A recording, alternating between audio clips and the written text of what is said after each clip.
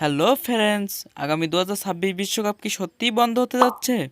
এটা কি আসলেই সত্যি ঘটনা নাকি মিথ্যা? এটা আমরা আজকে আপনাদের সামনে তুলে ধরবো, তো ভিডিওটি সম্পূর্ণ দেখতে থাকুন। বিশ্বকাপ বাতিল হবার মূল উদ্দেশ্য ইরান ও আমেরিকা, তো ভিডিওটি সম্পূর্ণ দেখলে বুঝতে পারবেন। ভিডিওটি শুরু করার আগে বলে নেই, ফুটবলের সকল নতুন নতুন খবরাখবর সবার আগে পেতে চ্যানেলটিকে এখনই সাবস্ক্রাইব করুন। The FIFA World Cup 26 will be held on the 11th of June.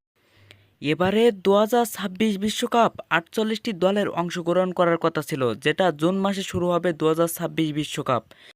এবারে 2026 ওয়ার্ল্ড কাপ 3টি দেশে অনুষ্ঠিত হওয়ার কথা ছিল, কানাডা, মেক্সিকো ও ইউএসএ। জাঁকজমকপূর্ণ এই 2026 বিশ্বকাপ কেন বন্ধ হতে যাচ্ছিল?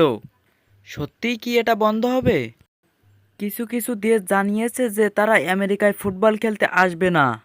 এটা হতে যাচ্ছে মেসি, নেইমার ও রোনালদোর শেষ বিশ্বকাপ। আর এই বিশ্বকাপটাই যদি বন্ধ হয়ে যায় তাহলে কি হবে বুঝতে পারছেন আপনারা?